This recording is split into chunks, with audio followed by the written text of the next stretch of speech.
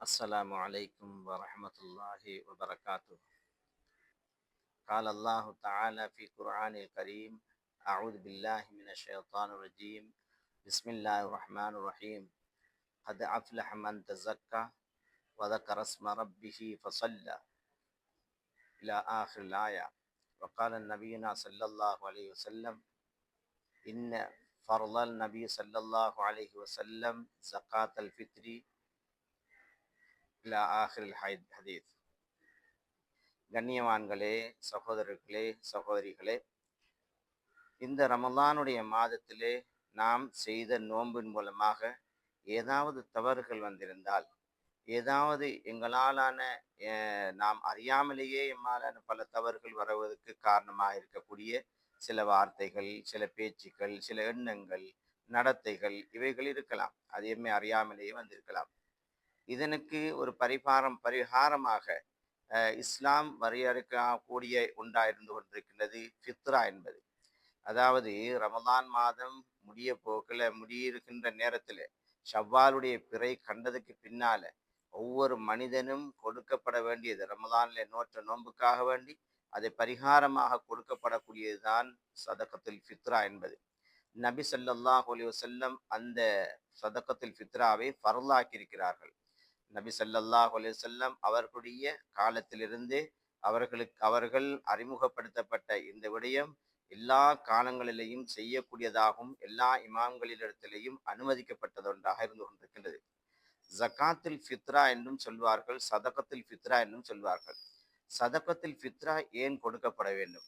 சதகத்துல் ஃபித்ரா, ஜகாத்துல் ஃபித்ரா என்று சொல்லக்கூடிய இந்த விடயம் ஒவ்வொரு மனிதனும் ஹயாத்தோடு இருக்கக்கூடிய, ரமலானுடைய மாதத்துடைய ஆரம்பத்திலிருந்து அவன் கடைசி வரைக்கும் இருக்கக்கூடிய, ஷவ்வாலுடைய மாதம் வரைக்கும் இருக்கக்கூடிய, ஹயாத்தோடு இருக்கக்கூடிய ஒவ்வொருத்தருக்காக வேண்டியும் 2.5 கிலோ வீதம் அவர் கொடுக்கிறது சுன்னத்தாக்கப்பட்டுள்ளது, அருளாக்கப்பட்டுள்ளது, வாஜிப் என்பதாகவும் சில இமாம்கள் சொல்லி காட்டுகிறார்கள். இந்த வாஜிபான விடயம் சில நேரங்களில் முஸ்தஹப்பாகவும் சொல்லுகின்றார்கள். அதாவது ரமலானுடைய மாதத்திலே ஆரம்பத்திலிருந்தும் சில இமாம்கள் அனுமதிச்சிருக்கிறார்கள். கூடுதலான இமாம்கள் 27 கொடுக்கிறது அனுமதிச்சிருக்கிறார்கள். இதனால தான் ஒரு ஹதீஸ் ஒன்று வந்திருக்கின்றது. அபூ ஹுரைரா ரலியல்லாஹு தஆலா அவர்கள் அந்த சதகத்துல் ஃபித்ராவுடைய குமியலை பாதுகாப்பதற்காக நபி ஸல்லல்லாஹு அலைஹி வஸல்லம் அவர்களை நியமித்திருந்தார்கள். அவர்கள் அதை பாதுகாத்து கொண்டிருக்கும் பொழுது ஷைத்தான் கல்லன் வேடத்திலே வந்து அதை திருட வந்ததாகவும் ஆயத்து குர்சியை கற்றுக் கொடுத்ததாகவும் நாம் அறிகின்றோம். அந்த ஹதீஸை எல்லாரும் தெரிந்திருக்கிறோம். இந்த வகையிலே இமாம்கள் எடுக்கின்றார்கள், ஜகாத்துல் ஃபித்ராவை ஒன்று சேர்க்கிறதுக்கு ஏலும் என்பதை சில இமாம்களுடைய கருத்தாக இருந்து கொண்டிருக்கின்றது. அதே நேரத்திலே இந்த ஜகாத்துல் ஃபித்ரா ஏன் கொடுக்கப்பட வேண்டும் என்பதை பலவிதமான கருத்துக்கள் சொல்லப்படுகின்றது. ஒரு மனிதனுடைய வாழ்க்கையிலே பலவிதமான துன்பங்களும் பலவிதமான பாவங்களும் தன்னை அறியாமலேயே ஈடுபடக்கூடியதாக நடந்து கொண்டிருப்பதை நாம் காண்கின்றோம். இந்த பாவங்களுக்கு ஒரு பரிகாரமாகத்தான் அந்த ஜகாத்துல் ஃபித்ரா கொடுக்கப்படுகிறது என்பதை இமாம்கள் சொல்லுகின்றார்கள். இமாம் நவவி இமாம் அவர்கள் சொல்லக்கூடிய விடயம்தான், ஒரு மனிதன் ஒரு தொழுகையிலே ஒரு பிழையை விட்டுவிட்டால் அந்த பிழைக்காக வேண்டி அவன் சஜதா சஹு செய்கிறான். இந்த சஜதா சஹு செய்கிறது மூலமாக அவனுடைய தொழுகையில் இருக்கக்கூடிய குறைபாடுகள் நிவர்த்தி ஆகிறது போல, இந்த ரமலானுடைய மாதத்திலே ஏற்பட்ட குறைபாடுகள் நிவர்த்தி ஆகுவதற்காக வேண்டி இந்த சதகத்துல் ஃபித்ரா என்பதை கொடுக்கிறது ஆகும் என்பதாக சொல்லி காட்டுகின்றார்கள். எனவே இந்த இந்த நேரத்தில் இந்த ஜக்காத்துல் ஃபித்ரா என்பது ஏன் கொடுக்கப்படுகின்றது என்பதை நாம் இவ்வளவு நேரம் பார்த்தோம். இது எவ்வளவு கொடுக்க வேண்டும் என்பதையும் 2.5 கிலோ வேணும் என்பதையும் இமாம்கள் சொல்லி தந்திருக்கின்றார்கள். அதே போல எப்பொழுது கொடுக்கப்பட வேண்டும் என்பது என்று சொன்னால், அதாவது நான் ஏற்கனவே சொன்னது போல ரமலானுடைய ஆரம்பத்திலிருந்தும் கொடுக்கலாம். ஆனாலும் உண்மையான சுன்னத் என்ன தெரியுமா? ஷவ்வாலுடைய பிறை கண்டதன் பின்னால் அந்த அந்த அந்த ஃபித்ராவை கொடுப்பதுதான் ரொம்ப ஏற்றம் என்பதுதான் இமாம்களுடைய கருத்தாக இருந்து கொண்டிருக்கின்றது. ஏன் ஜக்காத்தில் ஃபித்ரா கொடுக்கப்பட வேண்டும் என்று சொன்னால், எல்லா மக்களும், முஸ்லிமான ஒவ்வொருத்தரும் அவர்களுடைய பெருநாளை சந்தோஷமாக உணவுண்டு அவர்கள் கழிக்க வேண்டும் என்பதற்காக வேண்டித்தான் இவ்வாறான ஃபித்ராக்கள் கொடுப்பது சுன்னத்தாக்கப்பட்டுள்ளது என்பதாகவும் வாஜிபாக்கப்பட்டது என்பதாகவும் இமாம்கள் சொல்லி தருகின்றார்கள். சங்ஞான பெரியார்களே, சகோதரர்களே, சகோதரிகளே, இந்த பெருநாளை பார்த்தால் நாம் ஈதுல் ஃபித்ராக இருக்கலாம், ஈதுல் அல்ஹாவா இருக்கலாம். ஈதுல் அல்ஹால கூட உதுஹியா கொடுத்ததன் பின்னால அதில் ஒரு பங்கு ஏழைகளுக்கு போக வேண்டும் என்று சொல்லப்பட்டிருக்கிறது. ஏன் தெரியுமா? ஏழைகளும் ருசிக்க வேண்டும், புசிக்க வேண்டும் என்பதற்காக வேண்டித்தான். அதுபோலதான் ஃபித்ராவுடைய நேரத்திலேயும் ஏழைகளுக்கு அந்த கொடுக்கக்கூடிய உணவு பாத்திரம் அது அடைய வேண்டும் என்று தெரியுமா? அவர்களும் ருசிக்க வேண்டும், எல்லோரும் சந்தோஷமான முறையில கொண்டாடப்பட வேண்டும் என்பதற்காக வேண்டித்தான் அதை கொடுக்கப்பட வேண்டும் என்பது இந்த ஹதீஸிலிருந்து நாம் விளங்கக்கூடியதாக இருந்து கொண்டிருக்கின்றது. அதே போல சங்கையான பெரியார்களே, சகோதரர்களே, சகோதரிகளே, இந்த ஈதுல் ஃபித்ர் என்று சொல்லக்கூடியது அந்த ஃபித்ராவுடைய பெயரை சுமந்து வந்திருக்கின்றது என்பதை நாம் விளங்கக்கூடியதாக இருந்து கொண்டிருக்கின்றது.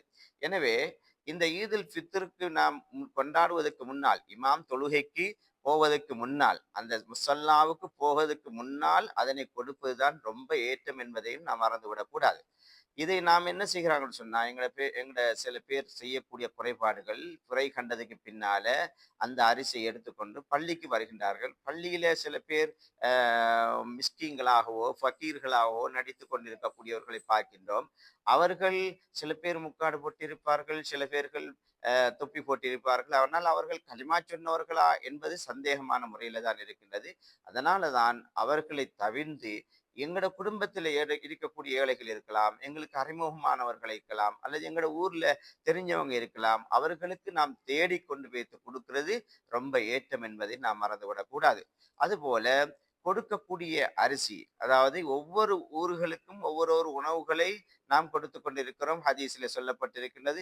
ரசூல் ஸல்லல்லாஹு அலைஹி வஸல்லம் அவர்களுடைய காலத்தில் இருந்த சஹாபாக்களும் அதற்கு பின்னால் இருந்தவர்களும் அவர்களுடைய நாட்டில் அவர்களுடைய ஊர்ல இருந்த உணவுகளை பரிமாறிக்கின்றார்கள். அதாவது உதாரணமா சொல்ல போனா சில இடத்துல திராட்சை பழங்களையும் சில நேரம் கொடுத்திருக்கின்றார்கள். சிலவர்கள் தொழிற்கோதுமை, கோதுமை போன்றவற்றையும் கொடுத்திருக்கின்றார்கள். சில பேர்கள் என்ன செய்கிறார்கள்? ஈச்சப்பழத்தை கொடுத்திருக்கிறார்கள். அவர்களுடைய ஊர்ல அந்த அந்த பகுதியில் இருக்கக்கூடிய உணவு ஏதோ அதைத்தான் அவர்கள் சாப்பாடாக கொடுக்கப்பட்டிருக்கிறது.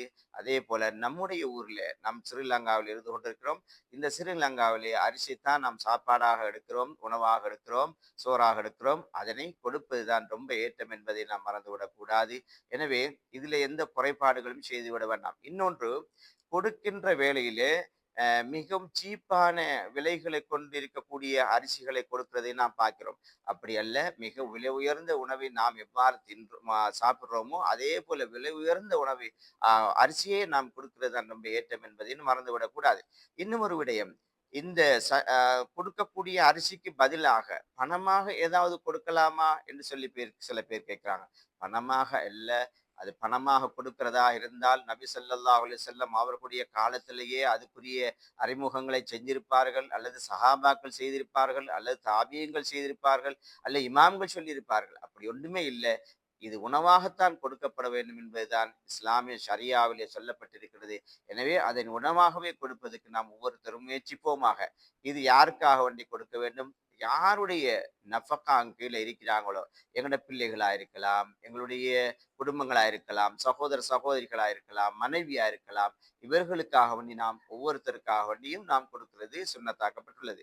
வயிற்றில் இருக்கக்கூடிய பிள்ளைகளுக்கு கொடுக்க வேண்டிய அவசியம் இல்லை. பிள்ளையுடைய தாயுடைய பகத்தில் இருந்து கொண்டிருக்கிறாங்க, அவங்க கிடைக்கிறதுக்கு கிட்டவா இருந்தாலும் சரி, அவங்களுக்கு கொடுக்க வேண்டிய அவசியம் இல்லை. அவங்க பிறந்துட்டாங்கன்னு சொன்னா, ஷவ்வால் மாத பிறை காண்பதற்கு முன்னால அவங்க பிறந்திருந்தால் அவங்களுக்காக வேண்டியும் நாம் கொடுக்கிறது சுன்னத் என்பதை நாம் மறந்துவிடக்கூடாது. எனவே அல்லாஹ் சுப்ஹானஹு வ தஆலா நாம் செய்யக்கூடிய நல்லமல்களை கபூல் செய்தருள்வானாக. அவனுடைய அனைத்து நன்மைகளையும் யாருக்கெல்லாம் கொடுக்கின்றானோ அதே நன்மைகளை நமக்கும் தந்து அதை பன்மடங்கான முறையில் ஆக்கி தந்தருள்வானாக. ஆமீன் ஆமீன். வ ஆஹிரு தஅவானா அனில் ஹம்துலில்லாஹி ரப்பில் ஆலமீன். வஸ்ஸலாமு அலைக்கும் வரஹ்மத்துல்லாஹி வபரகாத்துஹு.